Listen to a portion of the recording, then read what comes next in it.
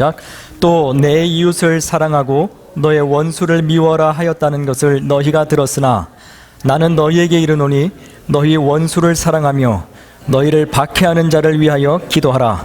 이같이 한즉 하늘에 계신 너희 아버지의 아들이 되리니 이는 하나님이 그 해를 악인과 선인에게 비추시며 비를 의로운 자와 불의한 자에게 내려주심이라. 너희가 너희를 사랑하는 자를 사랑하면 무슨 상이 있으리요? 세리도 이같이 아니하느냐? 또 너희가 너희 형제에게만 무난하면 남보다 더하는 것이 무엇이냐? 이방인들도 이같이 아니하느냐? 그러므로 하늘에 계신 너희 아버지의 온전하심과 같이 너희도 온전하라. 아멘. 우리 48절 마지막 절 한 번 더 읽겠습니다. 시작. 그러므로 하늘에 계신 너희 아버지의 온전하심과 같이 너희도 온전하라. 아멘. 천지 만물을 창조하신 하나님, 우리가 믿는 하나님, 우리가 예배하는 하나님, 우리가 성경을 펼칠 때마다 스스로를 드러내시는 야훼라 불리우는 신은 그의 자녀들이 한 영혼도 어김없이 빠짐없이 완전해지시기를 원하십니다. 완벽해지시기를 원하십니다. 온전해지기를 원하십니다. 누구처럼 온전해지고 완전해지고 완벽해지기를 원하신다고요? 지금도 저 천국 보좌에 계시는 우리 하나님 아버지와 같이 말입니다. 오늘 본문 마지막 절인 48절에서 온전하라로 번역된 헬라어는 텔레이오이라는 헬라어입니다. 이 용어는 중요한 목표 혹은 중요한 목적을 의미하는 단어에서 파생된 용어의 의미입니다. 이것은 다시 말해서 하나님의 온전함, 하나님의 완전함, 하나님의 완벽함을 닮아가라는 것입니다. 하나님의 자녀들에게 어떠한 삶의 목적이 있다면 바로 그것은 지금도 저 천국 보좌에 계시는 우리의 하나님 아버지처럼 완전해지고 온전해지고 완벽함, 그 완벽한 삶을 추구하며 살라라는 것입니다. 이것은 하나님의 명령입니다. 우리의 의지하고는 상관없어요. 하나님, 너무 힘듭니다. 나는 못합니다. 도무지 못합니다. 나를 보십시오. 너무 힘이 듭니다. 내 육신, 내 병든 육신, 내 마음의 상처, 이거 하나 간수하고 이거 하나 극복해내는 것도 너무 힘이 듭니다. 그런데 하나님처럼 완벽해지라고요? 하나님처럼 온전해지라고요? 하나님처럼 완전해지라고요? 안 됩니다. 나는 못합니다. 이 말 할 수가 없는 거예요. 하나님이 명령하신 겁니다. 사랑하는 내 아들아, 사랑하는 내 딸아, 나와 같이 온전해지고 나와 같이 완벽해지는 것이 정말 어렵다라는 사실을 나도 잘 안다. 그렇지만 한 번만 노력해다오. 권유하는 것이 아닙니다. 한 번만 힘을 한번 내볼래? 물어보는 것이 아니에요. 우리에게 권하는 것이 아닙니다. 내지는 어떠한 진술, 어떠한 지식이나 정보를 전달하기 위한 진술문의 형태가 아니에요. 명령문입니다. 너희도 하늘에 계신 너희 아버지의 온전하심과 같이 너희도 온전하라. 이건 예수님의 명령입니다. 이와 같은 하나님의 명령은 새로운 것이 아닙니다. 구약에서도 이와 같은 명령을 하셨습니다. 레위기 11장 45절에서 하나님은 이스라엘 백성을 향해 이렇게 선포합니다. 나는 너희의 하나님이 되려고 너희를 애굽 땅에서 인도하여 낸 여호와라. 내가 거룩하니 너희도 거룩할지어다.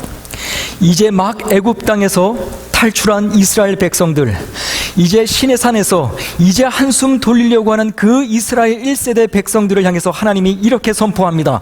이렇게 명령합니다. 내가 거룩함같이 너희도 거룩하라. 얼마나 숨막히는 명령입니까? 그죠? 자신들을 죽이려고 쫓아오는 그 애굽 땅의 그 군사들을 피해서 이제 간신히 내 목숨 구해서 시내산으로 도착했는데, 이제 한숨 돌리려고 했는데 바로 그 순간 하나님이 숨막히는 명령을 합니다. 오늘 본문도 마찬가지입니다. 예수님은 마귀의 시험을 통과하고 3년간의 공생애를 시작하면서 많은 기적과 이사를 행하셨습니다. 그리고 회당에서 부지런히 가르치셨어요. 예수님의 소문은 순식간에 퍼져나갔습니다. 그리고 그의 기적과 이사를 체험하기 위해, 그의 가르침을 듣기 위해 예루살렘 전역에서 예수님께로 나아왔어요. 바로 그 무렵, 바로 그 허다한 무리들이 예수님을 쫓았던 바로 그 시간, 그 자리에서 예수님은 숨막히는 명령을 내립니다. 저 천국 보좌에 계시는 너희의 하나님 아버지가 온전하심과 같이 너희도 완벽하라.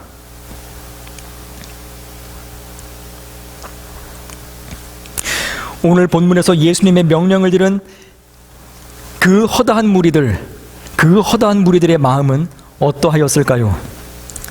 예수님의 기적과 이설을 체험하고 싶고, 예수님의 주옥과 같은 말씀을 듣고 싶고, 가르침을 받고 싶고, 내 육신을 잡고 있는 귀신이 쫓아나가고 싶고, 쫓아보내고 싶고, 그걸 위해서 예수님 앞에 나와왔는데, 예루살렘 전역에서 예수님을 만나기 위해서 다 모여들었는데, 그래서 뭔가를 체험하고 싶고 예수님의 뭔가 어떤 신비한 능력을 보고 싶어서 왔는데, 예수님은 그러한 것을 하나도 보여주지 않고 이렇게 숨막히는 명령을 내립니다.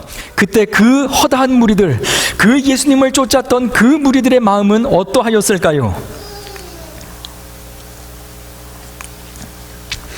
유수의 신학자들은 수세기에 걸쳐서 왜 야훼라 불리우는 신 여호와 하나님이 그의 사랑하시는 자녀들에게, 그의 사랑하시는 제자들에게 이와 같이 숨막히는 명령을 내리셨는가, 여기에 대한 논쟁을 하였습니다. 한 무리의 신학자들은 이렇게 이야기를 합니다.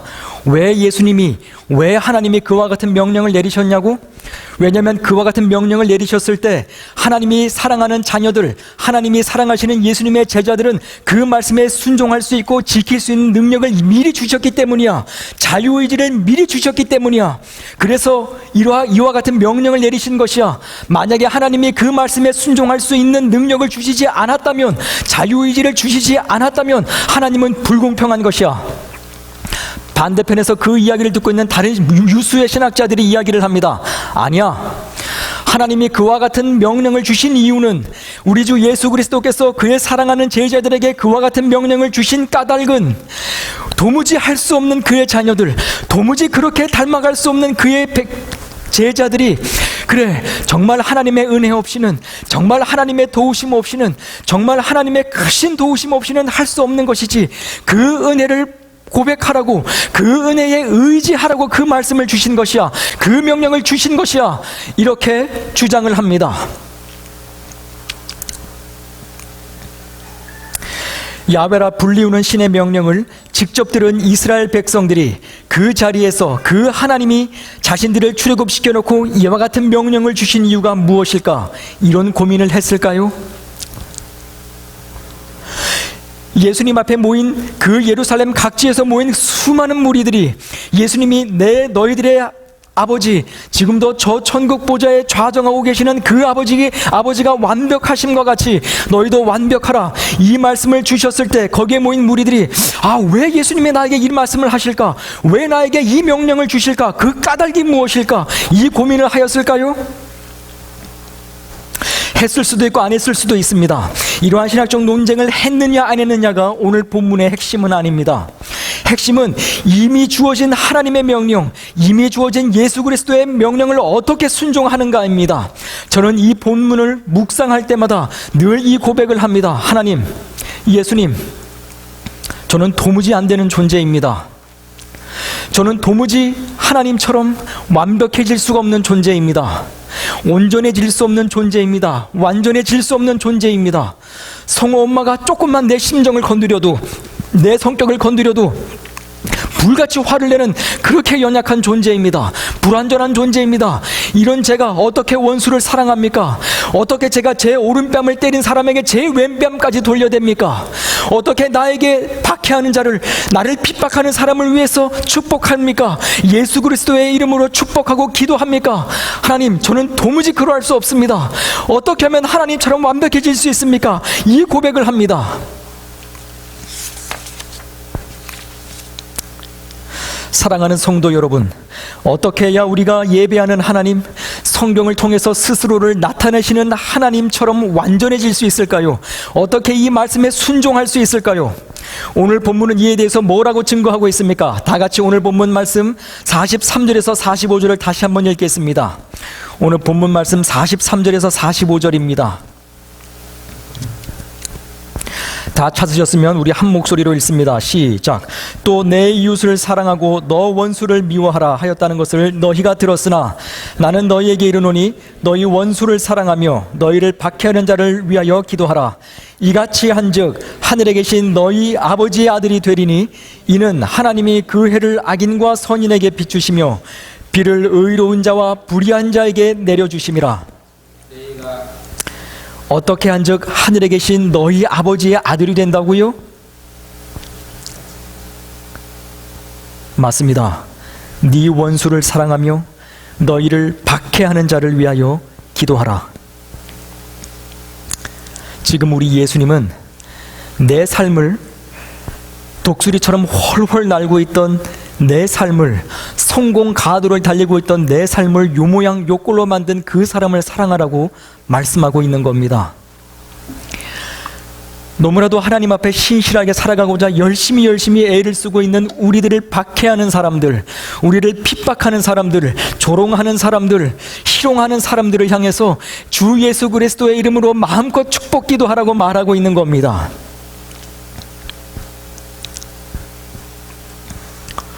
밀양이라는 영화를 아십니까? 주인공 여자는 자신의 아들을 유기하여 죽인 범인을 만나러 교도소로 갑니다.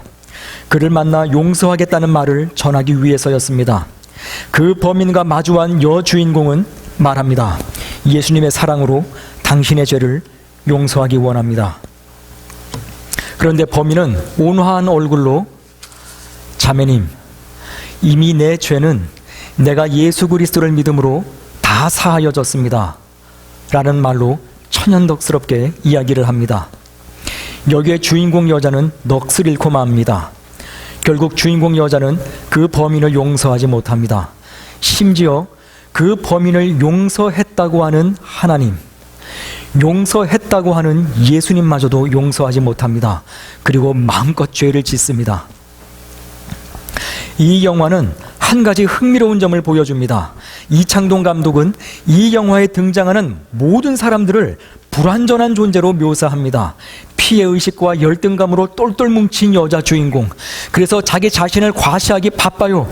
만나는 사람마다 뭐 어디 땅이 있냐, 무슨 땅을 사면 좋으냐, 그 땅 얼마냐, 자기 자신을 마음껏 과시합니다.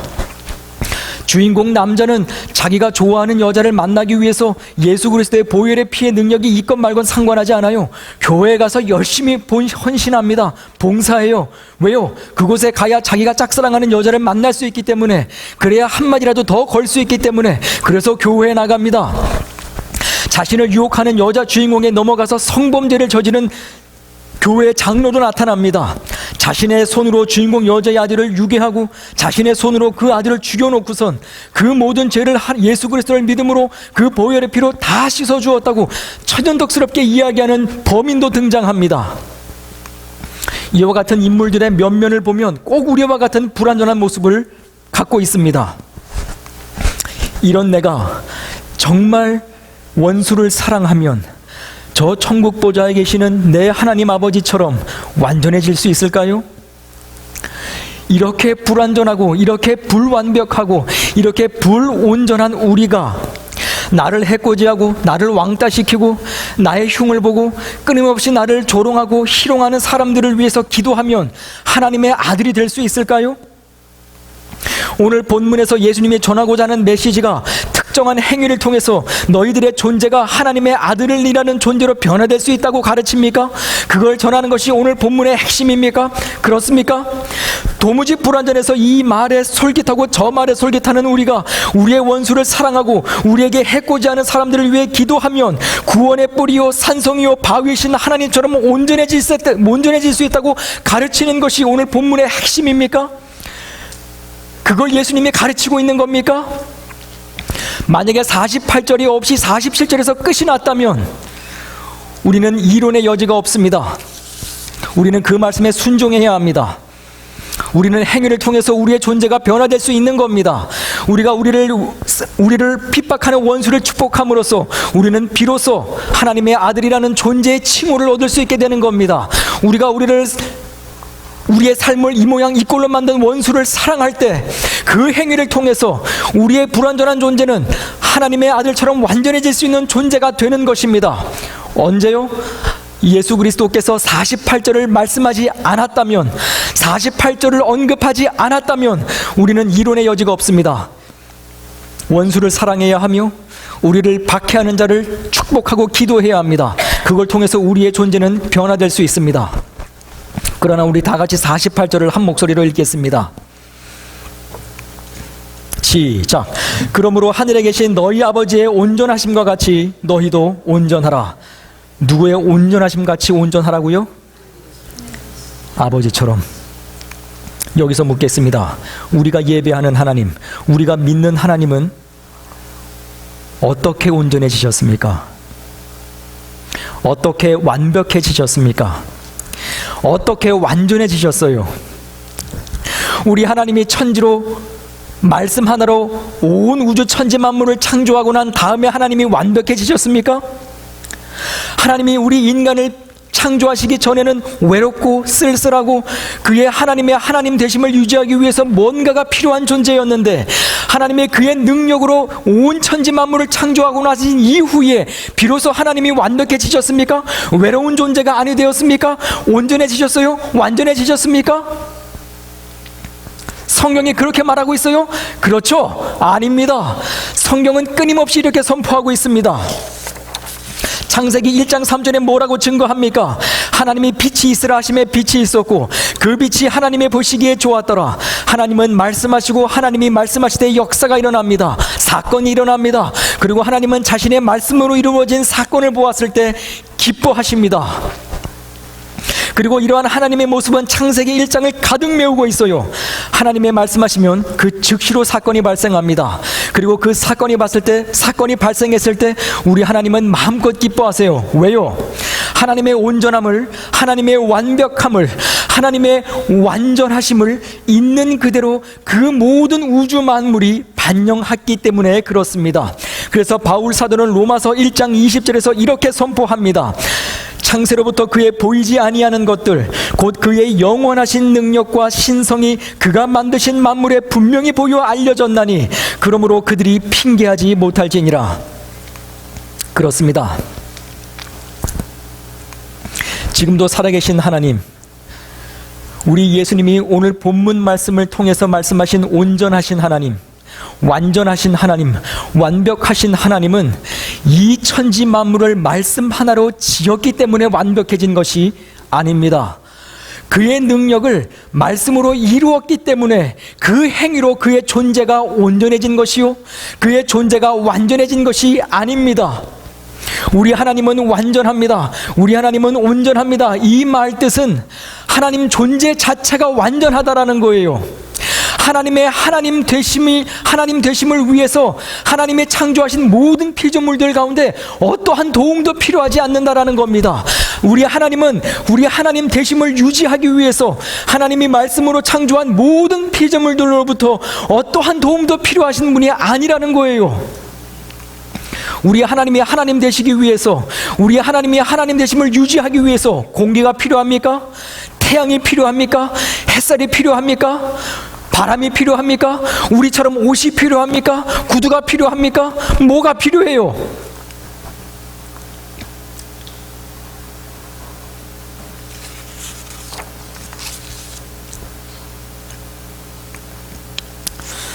우리 하나님은 행위를 통하여, 그가 이루시는 역사를 통하여 조금씩 완벽해지는 것이 아닙니다.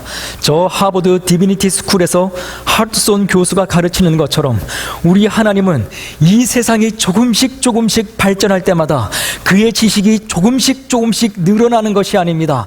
그래서 우리 하나님이 조금씩 완전해지는 것이 아니라는 말이에요. 행위가 먼저입니까?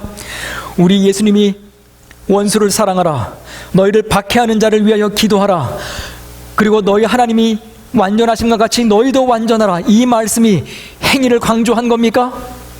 천만에요. 그렇지 않습니다. 존재를 먼저 말하고 있는 겁니다. 내 원수를 사랑한다고 완벽해지는 것이 아닙니다. 내 오른뺨을 때린 자에게 달려가서 내 왼뺨을 돌려댄다고 내 존재가 완전해지는 것이 아니라는 말이에요.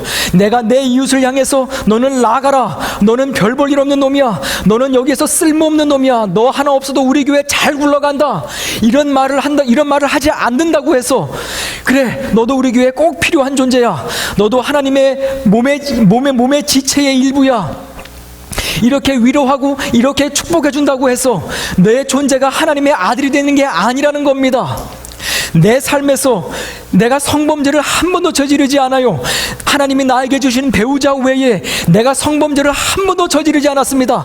내 마음 가운데 어떠한 사람도 내 배우자 외에는 성욕을 품지 않았습니다. 하나님 감사합니다. 이것이 하나님의 은혜입니다. 이 고백을 한다고 해서 내 존재가 하나님처럼 완벽해지는 게 아니라는 겁니다. 내가 내 원수를 사랑한다고 해서 나를 왕따시키고 나를 희롱하고 나를 가볍게 여기고 나를 비웃고 나를 조롱하는 사람을 위해서 축복한다고 해서 내 존재가 하나님처럼 완벽해지는 게 아니라는 거예요. 우리 교회사에 보면 오리겐이라고 하는 교부가 있습니다. 많은 교회사 학자들은 이 오리겐을 천재 중에 천재라고 해요. 그의 지식이 얼마나 방대했는지 11살, 18살 때부터 수백 권의 책을 저술합니다. 그 오리겐이라고 하는 교부가 자신의 성기를 잘라버립니다. 왠 줄 아십니까? 자신에게 찾아오는 여성도들에게 성경을 가르칠 때에 혹여라도 성욕을 품게 될까봐 그것이 두려워서 자신의 성기를 잘라버립니다. 하나님의 말씀에 순종하기 위해서 자신의 성기를 잘라버립니다. 그런데 그 오리겐이 그 인생 말미에 가서 이런 고백을 해요. 내 행위가 나의 온전함을 가져다 주는 것은 아니었다.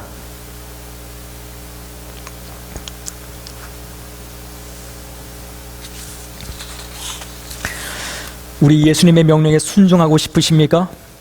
하늘에 계시는 우리 아버지가 온전하심과 같이 온전해지기를 원하십니까? 행위가 아니라 존재가 먼저입니다. 나의 존재를 바로 아는 것이 핵심입니다. 나의 정체성을 바로 아는 것이 핵심입니다. 하나님이 나의 존재를 무엇이라고 부르시는가, 그것을 아는 것이 핵심이에요. 예수님은 오늘 본문에서 그를 쫓는 제자들, 그를 쫓는 허다한 무리를 향해 뭐라고 부르시는지 아십니까? 우리 다 같이 5장 13절 14절을 읽겠습니다. 오늘 본문 5장 13절 14절입니다.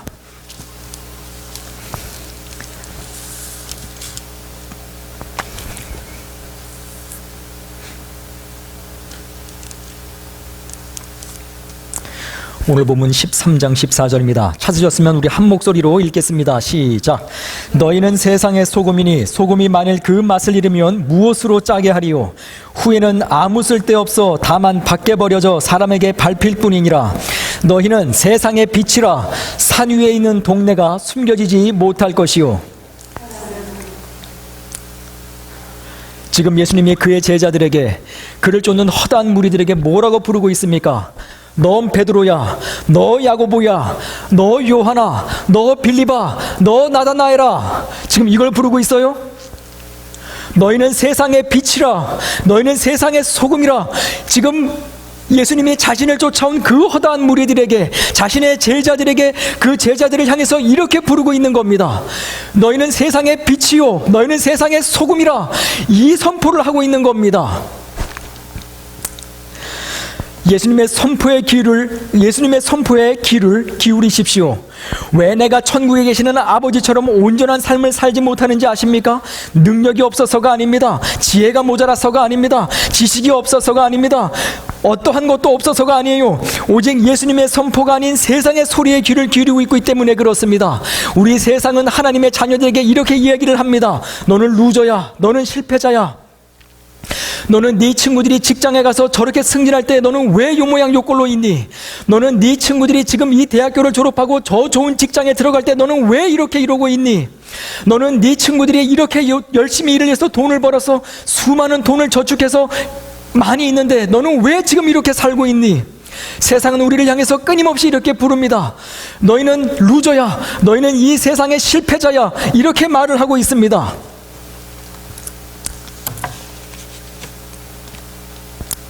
그러나 우리 예수님은 그의 자녀들에게 너희는 빛이라 선포합니다.